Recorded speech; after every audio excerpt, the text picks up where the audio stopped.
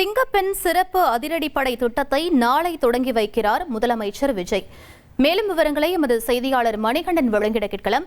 மணிகண்டன், நாளை தினம் சரியாக எத்தனை மணிக்கு இந்த திட்டத்தை தொடங்கி வைக்க இருக்காரு முதலமைச்சர் விஜய்? மேலும் இந்த திட்டத்தின் சிறப்புகளையும் பதிவு பண்ணுங்க. தமிழ்நாடு முதலமைச்சராக பதவியேற்ற அந்த நாளிலேயே முதல் 3 கையெழுத்துக்கள்ல ஒன்றாக இந்த சிங்கப்பெண் அதிரடிப்படை செயல்படுத்தப்படும் என தமிழ்நாடு முதலமைச்சர் அறிவித்திருந்தார். முக்கியமாக இந்த திட்டத்தை பொறுத்தவரையில குழந்தைகள் மற்றும் பெண்களுக்கு எதிரான சிங்கப்பெண் சிறப்பு அதிரடிப்படையாக இந்த திட்டம் செயல்படும். அவர்களுக்கு எதிரான குற்றங்களை தடுக்கும் வகையிலும் தொடர்ந்து அவர்கள் மீது நடவடிக்கை எடுப்பதற்கான அதிகாரம் பொருந்திய ஒரு சிறப்பு படையாக இந்த சிங்கப்பெண் அதிரடிப்படை தொடங்கப்படும் என அறிவிக்கப்பட்டிருந்தது. அதன்படி சிங்கப்பெண் சிறப்பு அதிரடிப்படையின் ஐஜியாக பவானீஸ்வரி IPS நியமிக்கப்பட்டார்.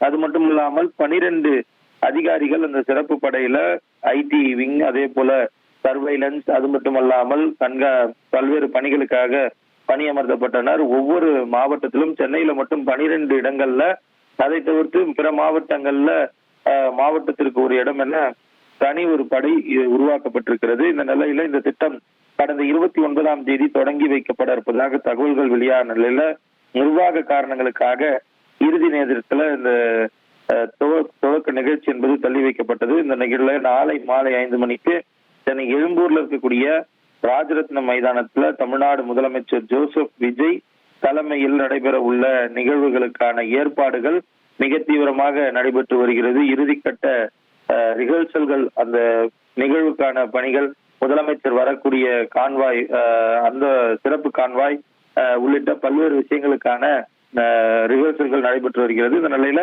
நாளை மாலை 5 மணிக்கு நடைபெறக்கூடிய நிகழ்ச்சியில பல்வேறு முக்கியமான நிகழ்வுகளுடன் சேர்ந்து சிங்கப்பெண் அதிரடிப்படை திட்டத்தை தமிழ்நாடு முதலமைச்சர் தொடக்கி வைக்க இருக்கிறார்.